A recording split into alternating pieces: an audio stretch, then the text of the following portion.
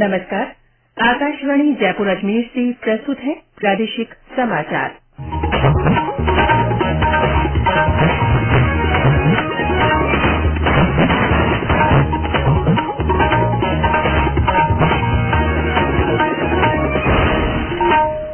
मुख्य समाचार।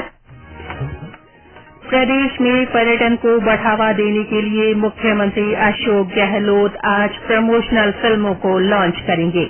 राज्यपाल कलराज मिश्र ने प्रकृति के संरक्षण के लिए नई पीढ़ी में वन्य जीवों के प्रति जागरूकता लाने पर जोर दिया।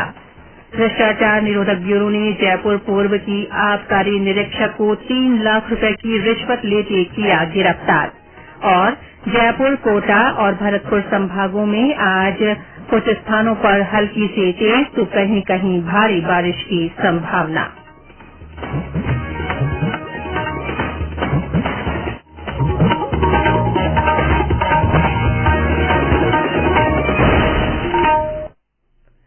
समाचारों के साथ मैं रितिका गुप्ता और अब समाचार विस्तार से। मुख्यमंत्री अशोक गहलोत आज पर्यटन विभाग द्वारा बनाई गई प्रमोशनल फिल्मों को लॉन्च करेंगे। विभाग ने विभिन्न प्रमोशनल फिल्मों का निर्माण करवाया है ताकि राज्य के पर्यटन की प्रभावी ब्रांडिंग हो सके। विभाग की निदेशक डॉक्टर रश्मि शर्मा ने बताया कि इन फिल्मों के माध्यम से electronic media, print media, social media सहित अन्य ऑनलाइन प्लेटफॉर्म्स पर यहां के पर्यटन का प्रभावी और व्यापक प्रचार प्रसार हो सकेगा। कार्यक्रम में पर्यटन मंत्री विश्वेन्द्र सिंह, पर्यटन राज्य मंत्री मुरारी लाल मीणा, राजस्थान पर्यटन विकास निगम के अध्यक्ष धर्मेन्द्र राठौड़, मुख्य सचिव उषा शर्मा, पर्यटन विभाग की प्रमुख शासन सचिव गायत्री राठौड़ सहित कई गणमान्य लोग मौजूद रहेंगे। प्रेस और पत्र पत्रिका पंजीकरण विधेयक 2023 राज्यसभा में पारित हो गया है। सूचना और प्रसारण मंत्री अनुराग सिंह ठाकुर ने कहा कि विधेयक का उद्देश्य पत्र पत्रिकाओं के शीर्षक सत्यापन और पंजीकरण की ऑनलाइन प्रक्रिया को सरल बनाना है। श्री ठाकुर ने कहा कि आतंकवादी गतिविधियों में शामिल लोगों को समाचार पत्र और पत्रिकाओं के प्रकाशन की अनुमति नहीं दी जाएगी।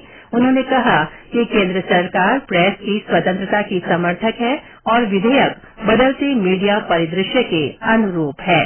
डिजिटल मीडिया, डिजिटल इंडिया की बात जो आपने शुरू में कही, ये ऑनलाइन रजिस्ट्रेशन करनी है, जो सिंपल भी है, स्मॉल भी है और साइमल्टेनियस भी है। और ये ऑनलाइन प्रक्रिया में 2 महीने के अंदर अगर डिप्टी कमिश्नर यानी कि कहाँ करनी, जो डिस्ट्रिक्ट मजिस्ट्रेट उसके सामने और आरएनआई में ये ऑनलाइन करना है।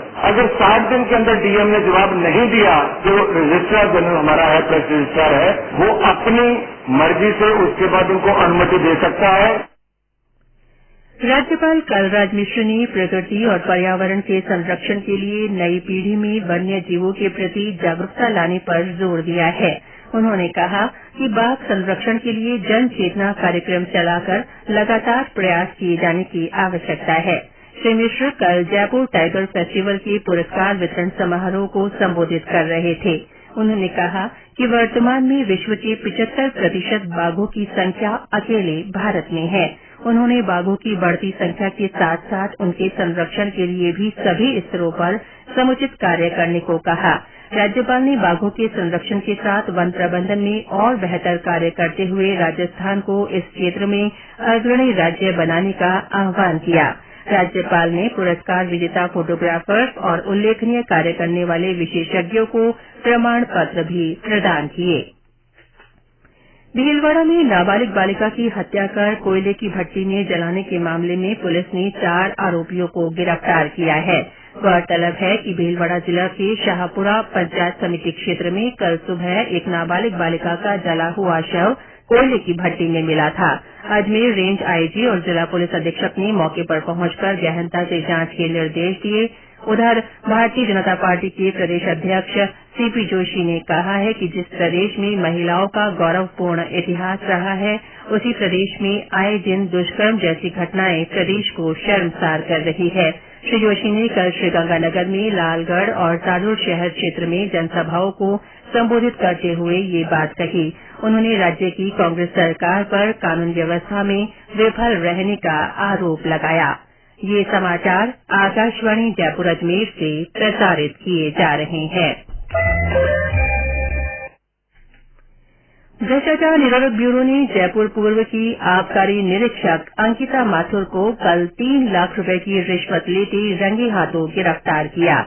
ये रिश्वत परिवादी से उसकी लाइसेंस शुदा शराब की दुकानों को निर्बाध रूप से चलाने की एवज में मांगी गई थी। ब्यूरो के अतिरिक्त महानिदेशक हेमंत प्रियदर्शी ने बताया कि शिकायत का सत्यापन करने के बाद टीम ने ट्रैप की कार्रवाई करते हुए आबकारी निरीक्षक को गिरफ्तार किया। राजस्थान पुलिस में विभिन्न जिला यूनिट और बटालियन में कांस्टेबल तथा पुलिस दूरसंचार के 3,578 खाली पदों पर भर्ती के लिए अभ्यर्थियों से ऑनलाइन आवेदन पत्र मांगे गए हैं। ये आवेदन SSO ID के माध्यम से 7 से 27 अगस्त तक ऑनलाइन भरे जा सकते हैं। पुलिस भर्ती और पदोन्नति बोर्ड के अतिरिक्त महानिदेशक सचिन मित्तल ने बताया कि 28 से 30 अगस्त तक आवेदन पत्र में संशोधन और त्रुटि सुधार के लिए वेबसाइट पर लिंक उपलब्ध करा दिया जाएगा। बाड़मेर जिले में बाजरे की अच्छी बुआई के बाद इन दिनों जिले के बालोतरा, बायतू और कवास के खेतों में फड़का रोग का प्रकोप देखने को मिल रहा है।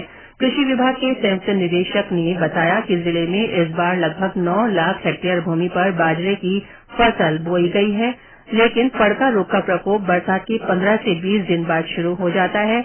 वर्तमान स्थिति में फड़का कीट शिशु अवस्था में है। यह बाजरे की फसल के लिए नुकसानदायक कीट है, इसीलिए समय रहते इसकी रोकथाम करना आवश्यक है। इस बीच फड़का कीट के प्रकोप के मद्देनजर वैज्ञानिकों के एक दल ने कल बालोतरा, सिवाना, समदड़ी और कल्याणपुर इलाकों के गांवों का दौरा किया। उन्होंने किसानों को फड़का कीट के नियंत्रण के लिए बाजरे की फसल पर कीटनाशकों का छिड़काव करने की सलाह दी। राज्य के कई जिलों में हल्की से मध्यम बारिश का दौर जारी है। बांसवाड़ा जिले में पिछले 2 दिन से हो रही बारिश से माही बजाज सागर बांध में पानी की आवक बनी हुई है। यहां पानी का जलस्तर 277.15 मीटर तक पहुंच गया है। उधर भरतपुर में हवाओं के साथ कल रात कई स्थानों पर तेज बरसात हुई। कुछ जगह पर रात से शुरू हुआ हल्की बरसात का दौर अब भी जारी है।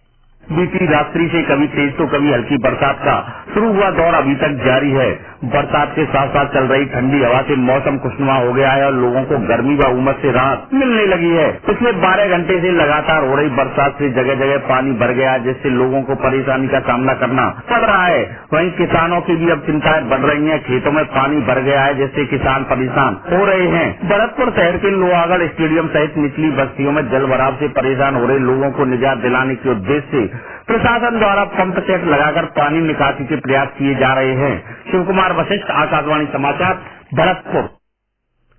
मौसम केंद्र जयपुर के निदेशक राधेश्याम शर्मा ने बताया कि जयपुर, कोटा और भरतपुर संभागों में आज कई स्थानों पर हल्की से तेज तो कहीं कहीं भारी बारिश की संभावना है। फिलहाल एक डिप्रेशन सिस्टम उत्तर प्रदेश और आसपास के इलाकों के ऊपर बना हुआ है। इस सिस्टम के असर से अगले 2-3 दिन पूर्वी राजस्थान के कुछ भागों में मानसून में सक्रिय होने की संभावना है। इसके असर से आज भरतपुर, जयपुर और कोटा संभाग के कुछ भागों में मध्यम से तेज दर्जे की बारिश रिपोर्ट हो सकती है। कहीं भारी बारिश भी होने की संभावना है।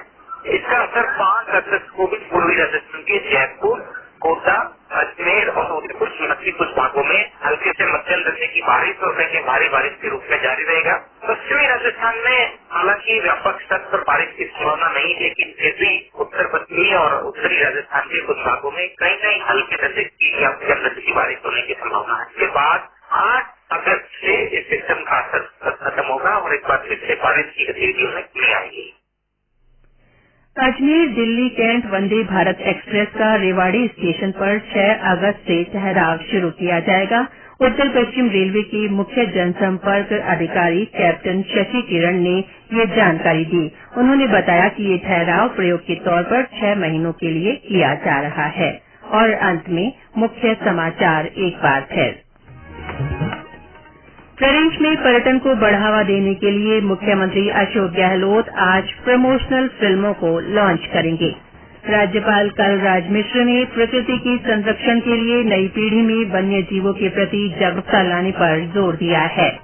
भ्रष्टाचार निरोधक ब्यूरो ने जयपुर पूर्व की आबकारी निरीक्षक को 3 लाख रुपए की रिश्वत लेते गिरफ्तार किया है। और जयपुर, कोटा और भरतपुर संभागों में आज कुछ स्थानों पर हल्की से तेज तो कहीं कहीं भारी बारिश की संभावना है। इसके साथ ही प्रादेशिक समाचार बुलेटिन समाप्त हुआ। नमस्कार।